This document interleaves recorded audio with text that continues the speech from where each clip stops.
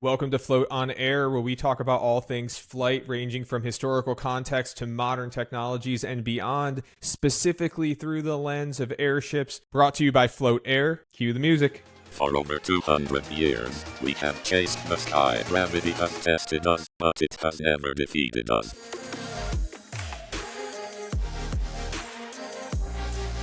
You're listening to Float on Air. Lift off, float on. What is going on, everybody? Welcome back to Float on Air. This is episode 5 of Three Guys Hang Out and Talk About Airship Stuff, both new and old. Hey guys, how are you? Going good. I'm doing well. We're buried under 30 feet of snow, but besides that, doing well. It's currently about 75 degrees here and sunny, so I can't complain.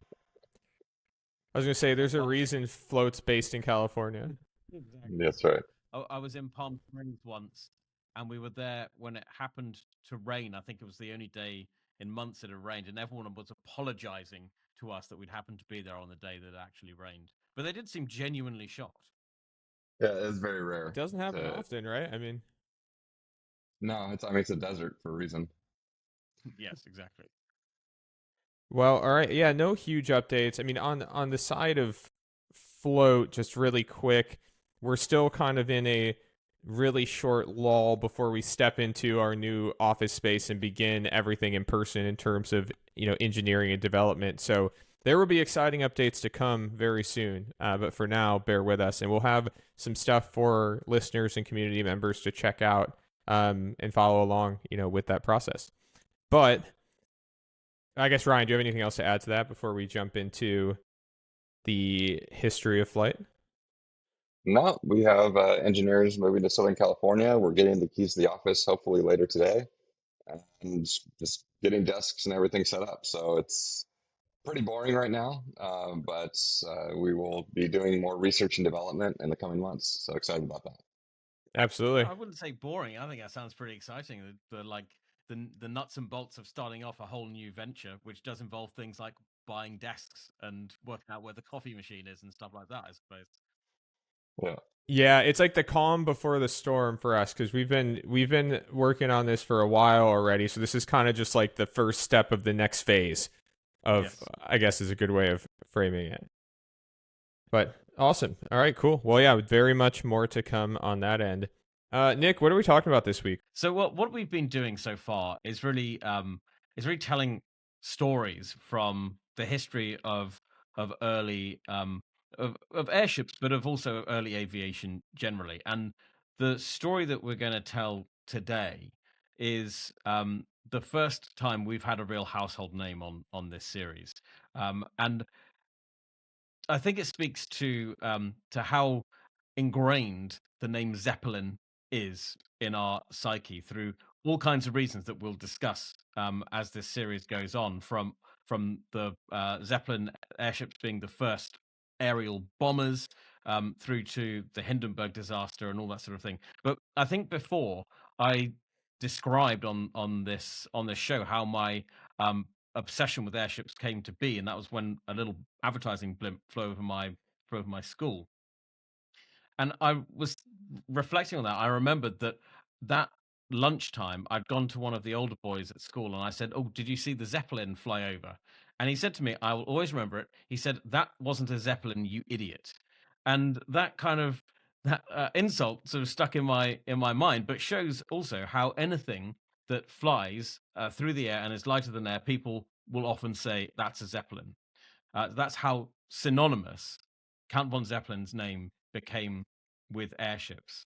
Do we have tabs on what this kid's doing now, Nick? Because this guy sounds like kind of a legend. Yeah, I wish I could remember his name. I looked him on LinkedIn.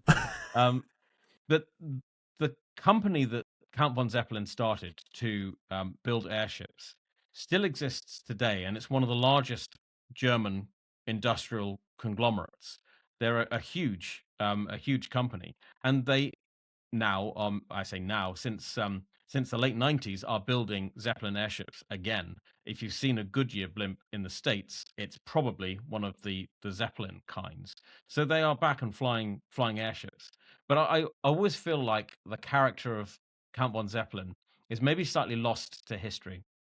He is a very distinctive looking guy. I think we may have looked at a picture of him at some point, but big moustache, yachting cap, and I feel like he is perhaps seen as a bit of a jingoistic, militaristic kind of nationalist kind of character. I don't know whether you guys in America have the notion of a Colonel Blimp kind of character. I find it funny that Blimp is attached to it, but I think it's a British thing. It means sort of retired colonel, probably sort of World War One, big red face, starts with the gin and tonics down at the club at about 11 o'clock in the morning, gets very irate and upset about things. But Count von Zeppelin wasn't like that at all. He was a nobleman. He was a man of intellect, ultimately a man of science, and just a generally very interesting person, and a true aviation pioneer. We'll see that he basically develops the first aircraft capable of crossing borders. He sets up the first airline. He's a truly momentous aviation pioneer, not just an airship pioneer. Nick, I think we should show him really quick because he does check another box that we've spoken about on this show before, and you can go ahead and say it if you know what it is, if you know what I'm getting at already. Box. It is the mustache. I've got a feeling. Look at this guy. Look at that stash. I mean, man. Ryan, you're not going to have a choice because I cannot grow that, and you're really the face of this thing. So Look at that man brow. amazing. All right, didn't mean to cut you off, Nick, but I had to share because it is important to the plot. We need to have an idea what he looks like. So, he was born in 1838. And what we'll do, I think, in this episode is, depending on how we do for time, it was weirdly the crash and the total destruction of one of his early airships that is what turned him into a national hero. So we'll try and get to that point. And there's a whole load, and I will try not to get bogged down in all of the like imperial German politics of the 1860s and 70s, because it gets crazy. You get like North German Federation, German Federation. I think there's a Northern German Federation. It all gets very kind of weird. But effectively, he was born in 1838 in the Kingdom of Württemberg, which is in the southern part of Germany, kind of on the Swiss border. He comes from a noble family, and he joins the army as lots of noble kids did back then. But interestingly, he visited the United States aged 35. He kind of he had a sort of military gap year. It's kind of weird. He went to France where he met Napoleon III. He went to England, but he had a yen to visit America. His father was very much against this. I'm afraid to say that his father said, I'm quoting from a letter he wrote to his son Ferdinand. He said, "I have all my days regarded life in America as quite unworthy of admiration." So I'm very sorry. I disagree with him. I think life in America is worthy of an awful lot. In any case, he gave Ferdinand, his son, permission to go to America, and he had quite an interesting visit, because he came over in April 1863 at the height of the Civil War.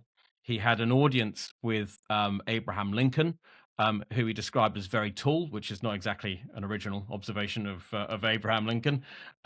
And Lincoln basically allowed him to observe the Union Army in action, and he got actually caught up in a few skirmishes with the Confederacy. But I think the most important thing that happened to him on this trip was that he joined a little expedition to try and find the source of the Mississippi, and he went up in St. Paul. He ascended in an observation balloon in 1863. So at the age of 25, he's already experiencing flight and lighter than air flight. People say that didn't have any bearing on what he eventually did. I can't believe that that's true, because, you're a young man, it's a formative experience, you're gonna carry that with you. Yeah, how would that, unless he literally said the words, that had no bearing on what I decided to go do, I don't understand how anyone could think that. That makes no sense. I wonder if it's a little bit of back projection of wanting him to seem even more visionary than he actually Yeah. was. Because Or when they he don't comes want to up, give America credit because he did that while he was over maybe. here. Yes, but quite potentially. Um, he comes back and he becomes ultimately an advisor to the King of Württemberg and a sort of advisor to the Crown Prince. And then in 1870, war breaks out between Prussia and France, and he is a cavalry officer, and he leads this daring mission behind enemy lines that makes him quite a famous figure in sort of Germany. And he saw again balloons that were in use at the siege of Paris. So towards the end of the war, the Prussian armies were besieging Paris, and the residents of the city were putting messages or sometimes people in balloons and flying them out of the city in order to sort of make contact with the outside world. And he saw this happening. Can we pause, Nick, really quick on something? Because this, it's a certainly a recurring topic of just the realization in practical terms, like how people were doing things at some of these periods in time, that reading it in a history book or even just hearing about it now, I feel like we don't spend enough time in school and learning about history, learning about these small nuanced things that were like regularly done, but if you put them into context today, are extremely crazy. For example, you had just said that the reason a little bit ago, the reason they went into the balloon was to try to find the source of the Mississippi.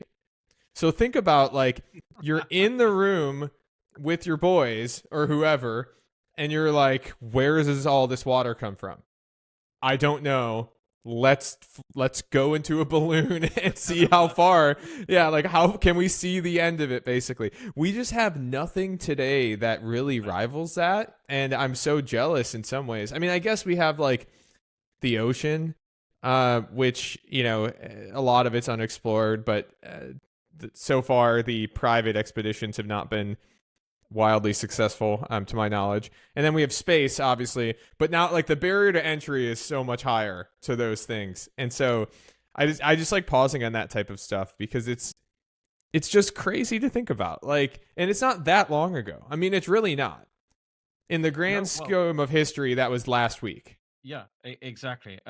You're right. This is a theme of these episodes so far, isn't it? The crazy things that people do without fear, without regard to the fact that they might die. And you know what? I don't even know whether they actually found the source of the Mississippi. I'm not sure whether they actually achieved that or not on that expedition. Well, and it makes me wonder too, like, what are we doing today that will be looked at that way in the future? I think driving is definitely one of them.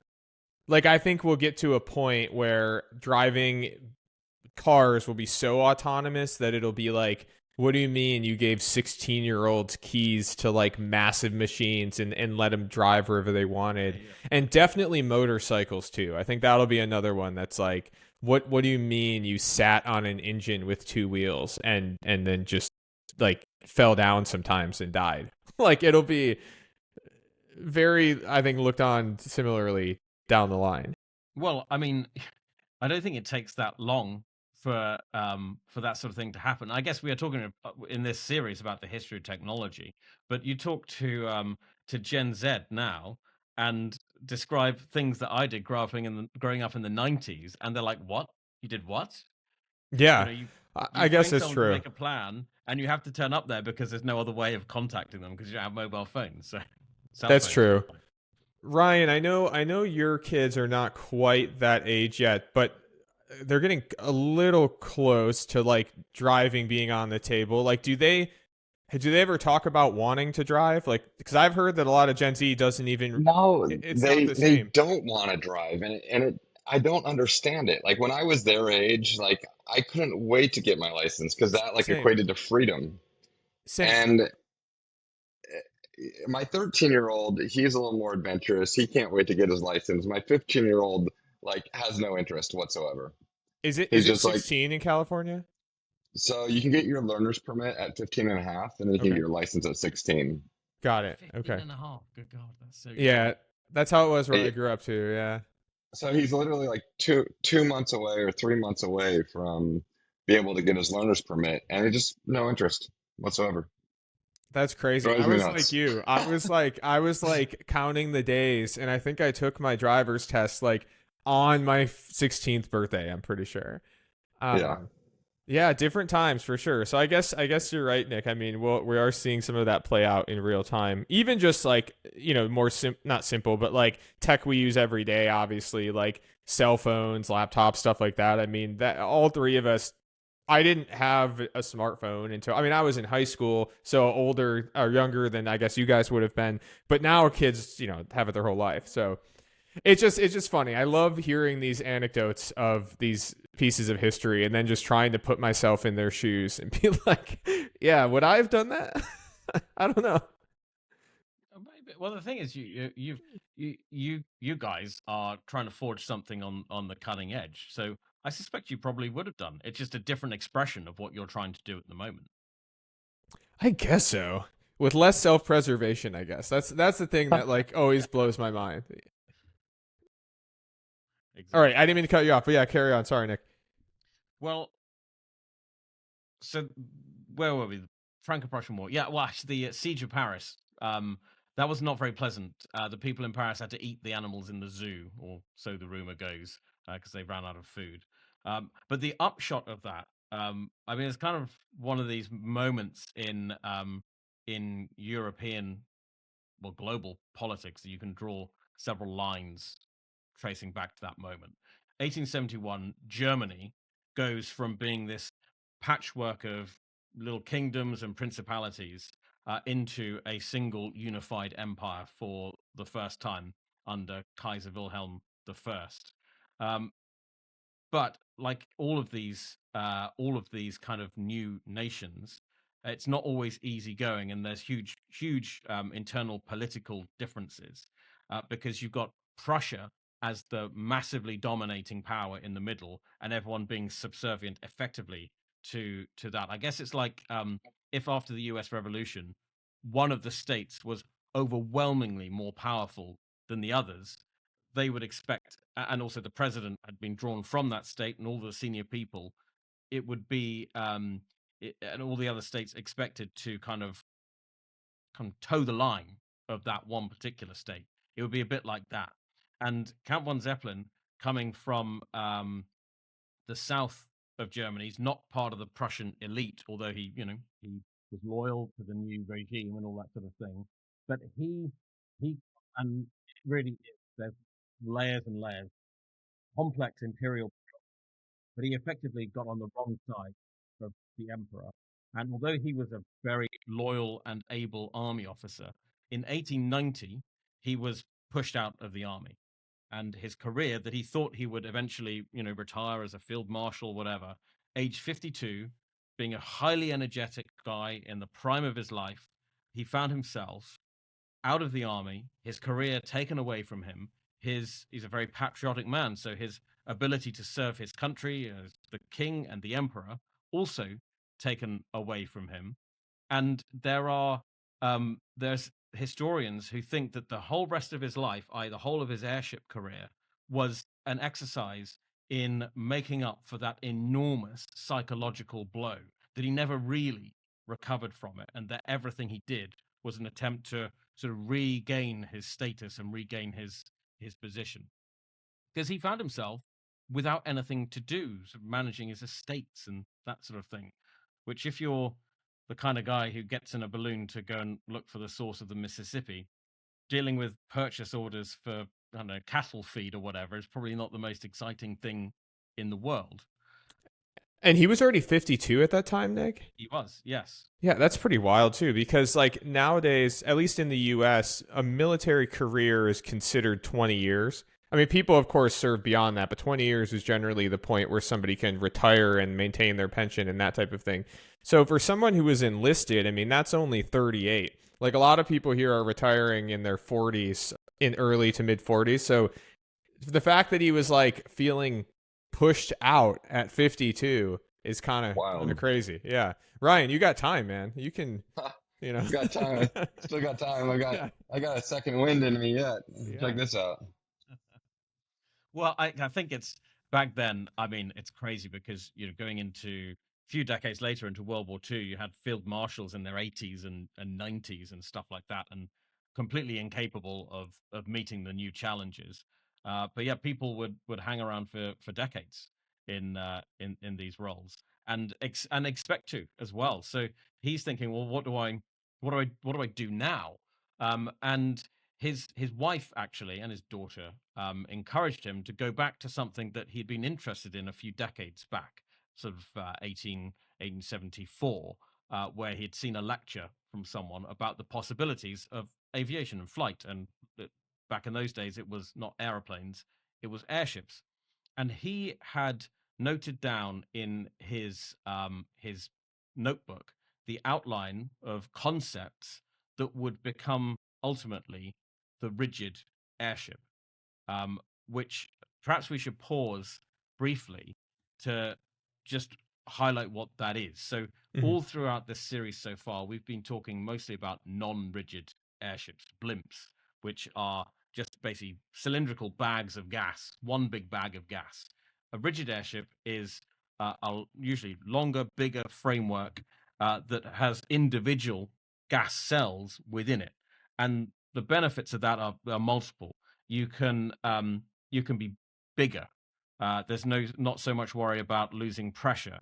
If one of the gas cells is damaged, it's like watertight compartments on a ship. You can still float. You can still fly. You can carry more because the sort of the load is not carried by a flimsy bag of gas, but by a rigid metal frame. And no one had really thought about this until the Count started to kind of mull over what the possibilities might be. And he didn't do an awful lot with it before he was sacked from the army. He wrote to his friend, the King of Württemberg, but nothing really happened. But then after he was sacked, he basically picked this up, and this became his life's work. And we have to truncate for this, but it's incredible to see the dedication that he had to this, and he worked for years and years and years. Ultimately, often being ridiculed, but in the end, he achieved his vision. But after he was sacked, he picked this stuff up and he starts actually developing the designs that he was thinking about. And he develops a concept, Bo, I don't know if you can bring it up, of it looks like a train. It's like the Zeppelin air train is probably what you need to Google. Yes, I'm looking it up right now. I was pulling it up as you were talking. I do have a question, though, while I'm looking for this. This might be a stupid question, but what does one have to do to achieve counthood? That's the title of the family, Von Zeppelin. So they were granted way back in. I mean, the Von Zeppelin family is a very old, noble family, and at some point for service to whichever ruler it was, I think it was the Duke of Württemberg back in the 1700s, they were elevated to the nobility and granted the title of count, and that's hereditary. It passes down, and we have a. Do we still have a Count von Zeppelin? I think we definitely have a Countess von Brandenstein Zeppelin, who is because Count von Zeppelin only had a daughter, so it's through the female line. But it's a Okay, so hereditary title. this is where European history is cool. Well, there's a lot of places, but one of the places that European history is way cooler than American history. Well, obviously it's a lot older, but also you guys have sweet nobility titles. Like I know even modern day, like Lewis Hamilton is technically Sir Lewis. Like he is a noble. We have like the Kardashians and like the Kennedys. Well, they would say the Kennedys are the kind of the royal family of the States, don't they? Yeah, unfortunately, ours are Yeah, it's not the same thing, but that's okay. I was always curious and just hadn't really looked it up. Like, where does that come from? I do have an image though of the air train to show. It looks like this. That is The not quite it. airframe. Oh, this That isn't is it. Oh no. that is uh literally It's like the the frame. Uh, Oh wait, this is the modern train. this is something. That was a development in the I think the 1920s. Oh, whoops. Hang on. Forget I A showed that, train people. on rails. Yeah, okay. It looks like what I had pulled up before is referred to as a rail zeppelin, which is not the same thing. No, and you know what? I'm looking for it, and I can't find it. I may have to dig into my own little stock of photographs. That's okay. This is a And I Mandela will. effect here. Nick just made up the air train. I'm just kidding. I'll dig into my stock of photographs, and I guess we put it in the edit. Yeah, no worries. I'll try to. If you find it, I'll drop it in. If not, everyone imagine air train. Whatever you think that looks like, it's probably not it, but we'll keep it rolling. In any case, air train aside, he pushed forward with his ideas, and a lot of the early years of him getting interested in this stuff is about him trying to find funding and interest from the German military, because he did see this primarily as a military weapon, a means of moving troops, a means of observation and reconnaissance and all that sort of thing. When we get to, in a later episode, the first airline, um, you can see that he wasn't particularly enthusiastic about it. As a noble German military officer, he thought it was a sort of commercial venture and maybe slightly beneath him. But in any case, it took him a while to get the sort of support from the Württemberg government and the German military that he wanted. But in the end, he did get some funds. He was able to build a floating hangar at a place called Manzel, which is on Lake Constance, um, on the Swiss-German border, near Friedrichshafen, which is where the airships the Zeppelins are based at the moment. And he started building what became the LZ-1, the very first rigid airship. And I've got some of the uh, specs of that here. So I'm afraid they're in metric, but it's 128 meters long and 11 meters in diameter. So that is 50 meters longer than a Boeing 747. So it's pretty big wow. by the standards of the time. And it had Daimler engines. Carl Daimler was one of the people who was sort of backing this venture. 4 propellers. And if you bring up the picture, Bo, that you had before of the LZ-1, we can see that whereas now aircraft would have fins and a tail to move up and down and left and right, this airship had, I think actually you can't quite see it in that picture, but it basically had this weight that was suspended underneath those control cars, and the weight would be winched forward or backward depending on whether the airship was going to go up or going to go down. So this is all quite like trial and error stuff. They don't know about empennage, as you'd call it, at the rear of an airship. They're just sort of putting a finger in the air. There you go. That's exactly it. So that weight will be winched forward or backwards depending on what they wanted to do with the direction of the airship. 1900, 126 years ago. That's where we are. And it was ready for January 1900, Wow. but they prevaricated really for months, and they didn't actually try and fly it because of weather until July.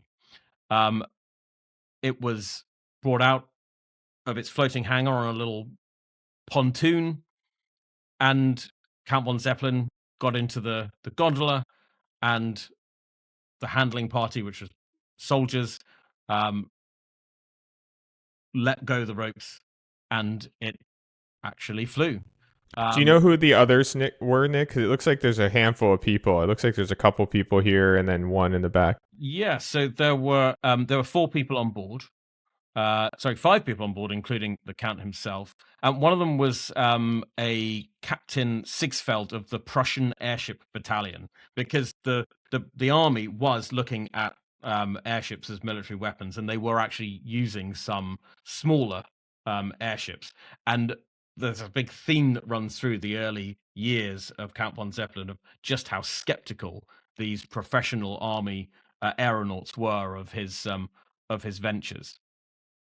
So the flight didn't last terribly long, about 15 minutes, and there were all kinds of problems.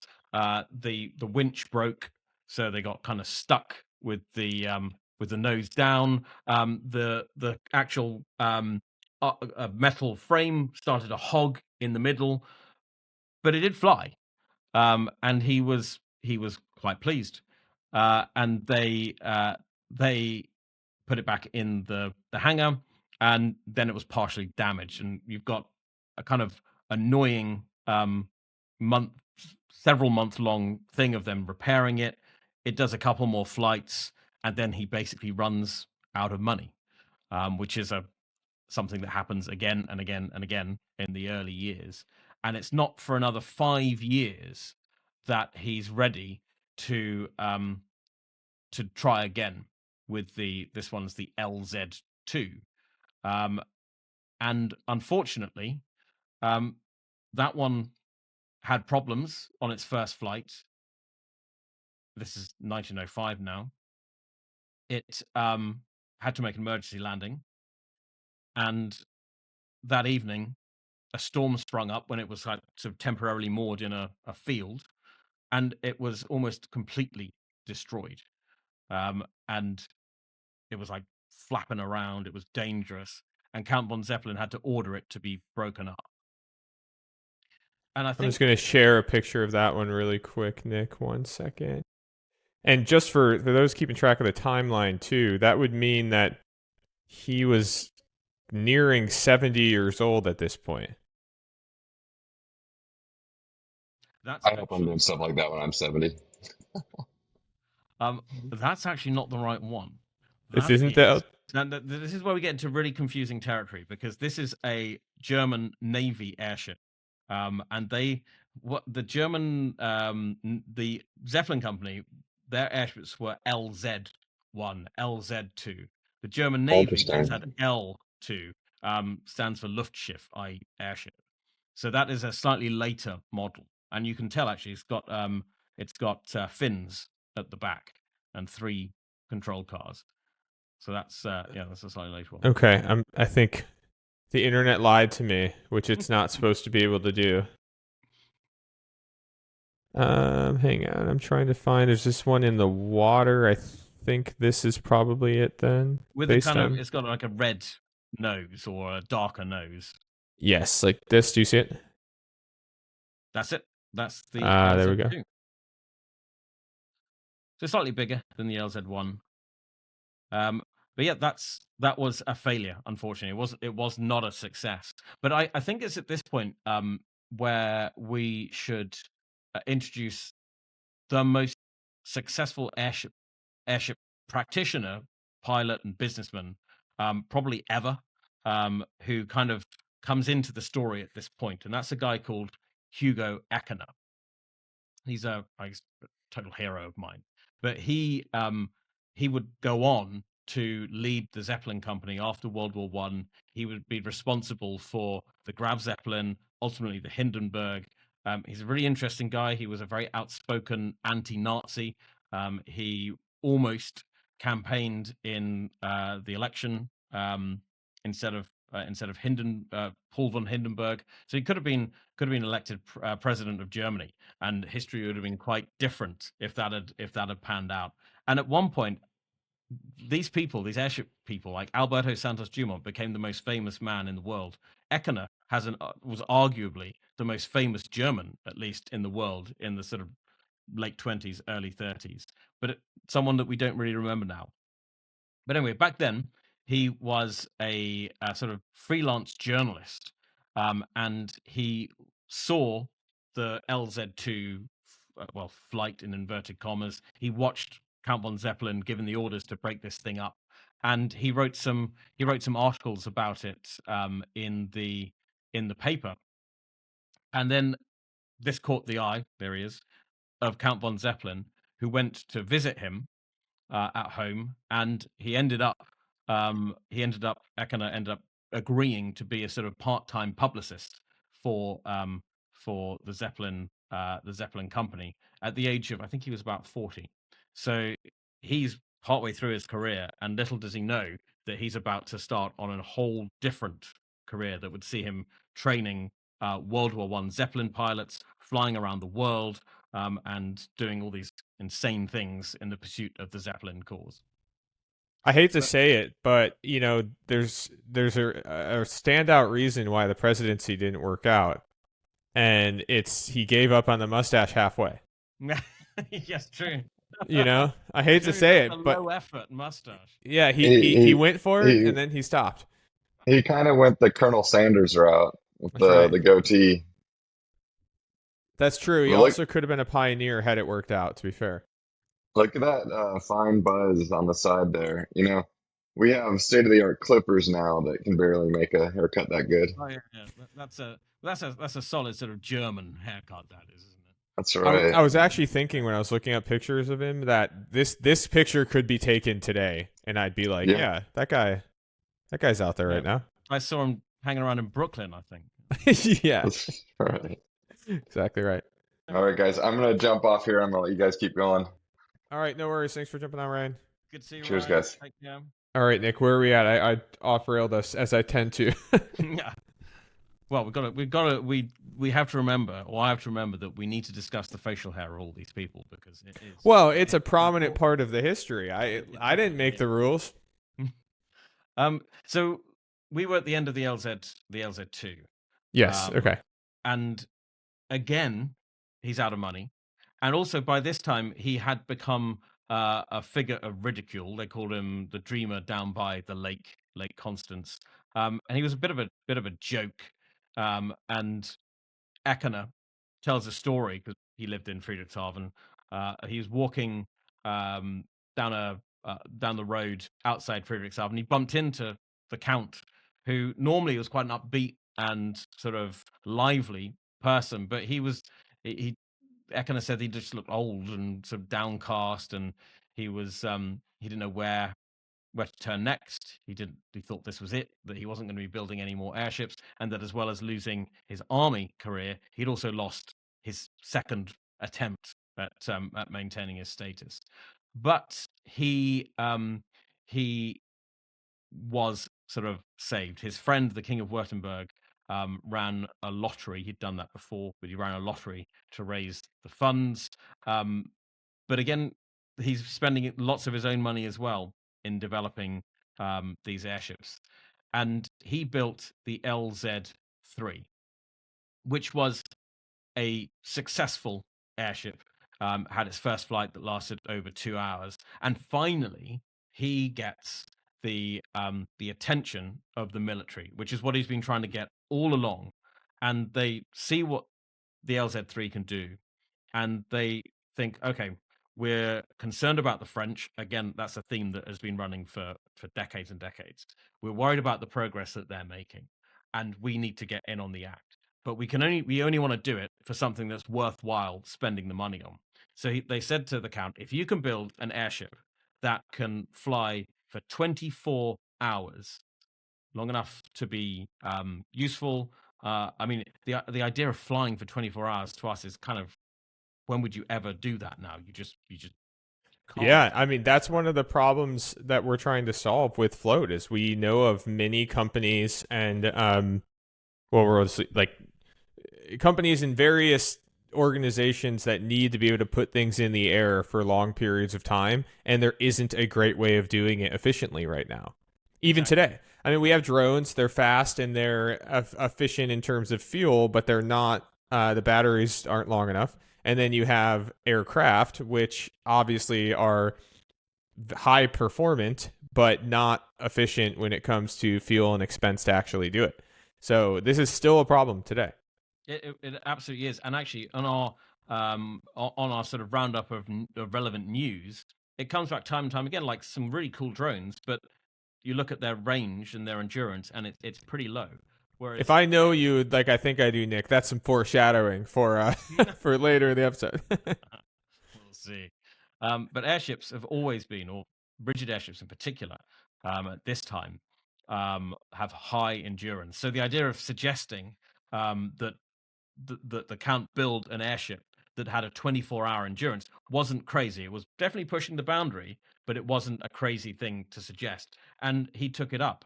I mean, he had again, it's Count von Zeppelin. He's got setbacks. There was a big storm in the winter of 1907. It damaged the hangar really badly. It damaged the LZ-3. But he was already planning the LZ-4, which had its first flight in July of 1908. And they did eventually, I think it was the second or third flight, was a 12-hour endurance flight over Switzerland. And that convinced the Count that that he should have a go. He should have a crack at doing the 24-hour flight. So 4th of August, they lifted off just after 6 in the morning. Count von Zeppelin, of course, on the controls, and they fly off towards Constance, out to Basel, up to Strasbourg, and it seems to be going quite well on the ground. They're flying over all these towns. Everyone's coming out and cheering, and it's all a great patriotic celebration. But they're having problems on board.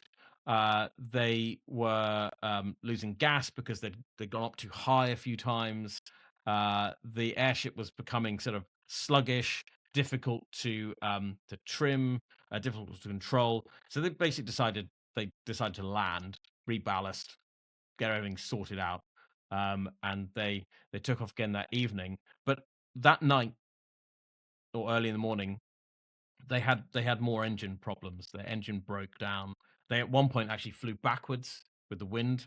And the next morning, the Count thought, well, this is kind of ridiculous. I'm putting everyone at risk by carrying this on. So they landed in the village, or just outside a village called Echterdingen, which was quite near to the Daimler engine works. So they thought, well, we'll get some help. We'll get some engineers over, sort the engine out, and take off and get cracking again. As usual, the airship attracted a big crowd. The Count went off to have a snooze at a local inn, and there was a party of soldiers holding basically the airship down on ropes. And everything seemed fine, but very quickly, black clouds formed in the sky. There was a squall that was whipped up, and it just hit the airship slap bang in the middle. The soldiers had no chance. They sort of let go. The airship was pulled out of the ropes, and it crashed down onto the ground and exploded, completely and utterly ruined. They called for the Count, and the way it's always told, it's so sad. He is on the verge of probably the greatest success he's had in his career so far. And this airship is now lying in a smoking ruin on the ground. And there's the account that he was called from the inn where he was having a snooze. And the crowd, it's like a movie. They part in silence to let him go through. And he stands at the wreckage of the airship, and then he turns and walks away without a sound. But I think we're going to end this on a cliffhanger, because what happened next was beyond his wildest dreams. That was such a good ending. I'm on pins and needles. That was awesome. Okay, so that was amazing. I'm very much looking forward to next week already, where we talk about what happens next. One thing I wanted to flag, though, really quick, Nick, is again, like as you're talking about these things, I'm often just trying to think through the timeline of events and like other things happening in the world. Alberto Santos Dumont was only 35 years old when this happened, which is really crazy because we were talking about last week, obviously, like everything that he had done leading up to this type of thing. I didn't realize when we were talking about it that he was only 25 at the time of like a lot of the flights we were talking about. And so now, he was a young man. Yeah, he was a young guy. Yeah. not to pull Quite this young. back into Dumont, but I just wanted to give context to like in some ways how fast some of these things were moving, and also just like the disparity in some of these characters. Like you have Von Zeppelin on the one side, who was nearly 70 years old, if not literally 70 years old by the time the LZ4 was in the sky. And on the other end of that coin, you have Santos Dumont, who at the time of this specific flight you're talking about would have only been 35 years old. Yes, exactly. It's crazy, isn't it? Yeah. Putting it into context like that really is crazy. And I guess I'll let you go ahead. I just that was quite a cliffhanger. It's amazing. You're such a good storyteller. Oh, thank you, and I do enjoy it. But one other piece of context. I've just been doing some live research. 1908, also famous because it's the year that the Ford Model T went into production. So we've spoken before about how people are flying before they're really driving, but now you can see the technology of automobiles is beginning to catch up with airships and aviation. Yeah, well, and that's part of my argument as to why when people ask Ryan and I why now, basically for float, it was because I think technology has finally caught up to the ideas around airships, and there was this period of time where the ideas and the technology aligned really well for automobiles and like other types of aircraft, but it kind of didn't yet with this type of airship, but we have now, in my opinion, caught up to where you would need to be for it to be viable. But I agree. It's like the potential's been there, but we've never been in a position to realize, for cargo at least, and freight and long distance endurance type cargo missions. Yeah, we're not creating the idea of the airship. We're just building it in a different way with different technology that no one else could have previously. And that's really what it boils down to. And so like, yeah, I know that is good historical context. I do love lining up those timelines because sometimes, especially when I'm listening to someone tell a story, I get so caught up in specifically what they're saying that I like lose the context that was happening around that same period of time. And it's often crazy. Like it's often really like even more insane when you put it into that context. Actually, another little piece of context. We're talking about airships doing 24-hour endurance flights, and that being something that can be, they're like, oh yeah, we can do that. Later in 2008, 1908, Wilbur Wright set a new distance record for an aeroplane, which was 123 miles that took him 2 hours, 18 minutes. So that shows how far behind airplanes were at this time.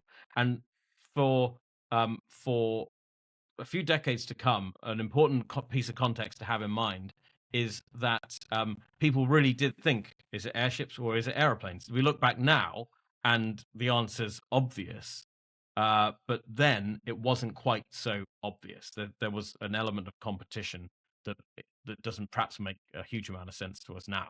I think that's a good stopping point on the history stuff, which brings us into modern day. One news story I saw, Nick, I'll let you lead off with it because it was yours this week. I honestly didn't see a specific news story this week, the one that you flagged. That was, to be fair, it is also from a few weeks back. But I thought it was relevant. This is highly relevant. Yeah. Yeah. So you've got Kellu, which is a Finnish company who are building. They've been doing this for a while. They're building small. Well, I say small. They're the size of a bus.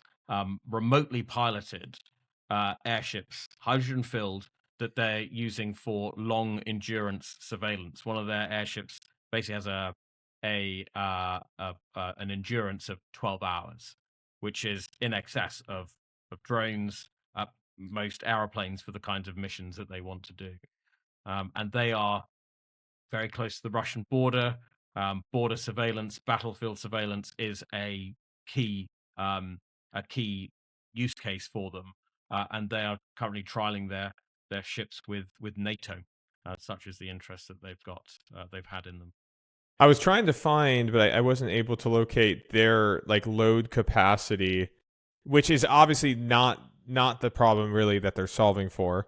But I was just curious because, yeah, infrastructurally, like what they're doing is similar to what we're doing, only we're specifically going after heavy load, where I would imagine these things can't carry a lot, but you wouldn't necessarily have to for the purpose of surveillance. Like, I mean, I'm assuming some type of radar and a camera, more or less. Basically, yes. And Yeah. they're not carrying stuff from A to B. They need to be big enough to lift the whatever monitoring equipment that they have, and to keep it up in the sky for as long as it needs to be there. And they are looking at stuff like monitoring power lines, rail infrastructure, environmental intelligence, that sort of thing.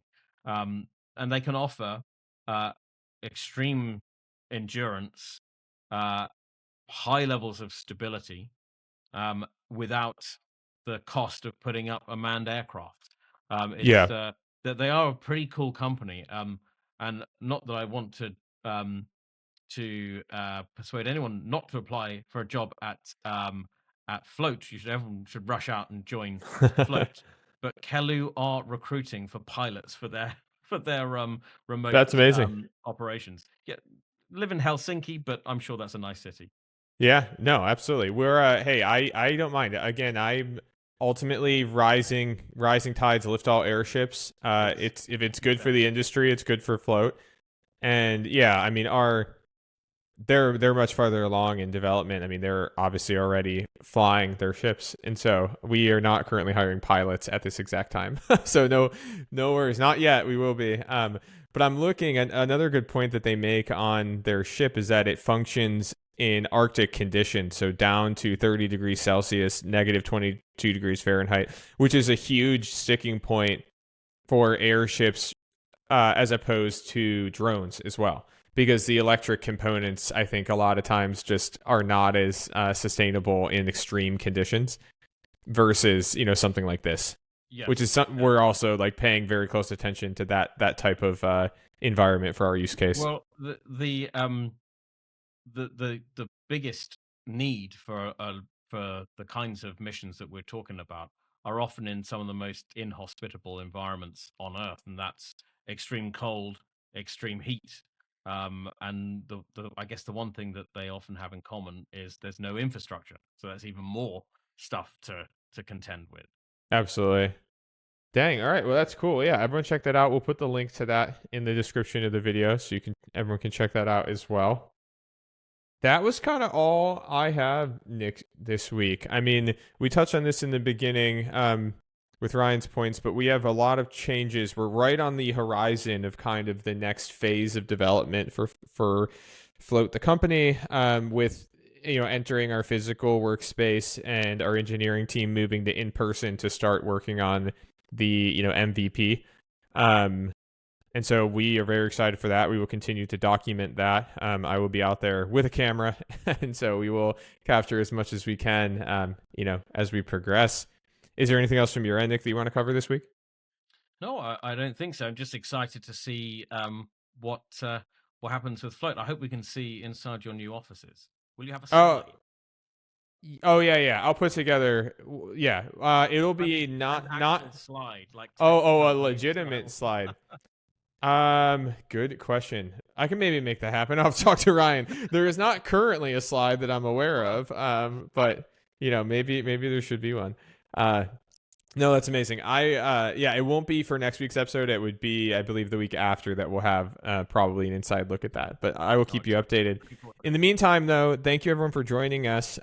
We are trying to be the hangout for all things related to airships, both from a historical perspective and also looking at advanced technologies going forward. So if you are listening to this and you're interested in the things that we're talking about, definitely get in touch with us.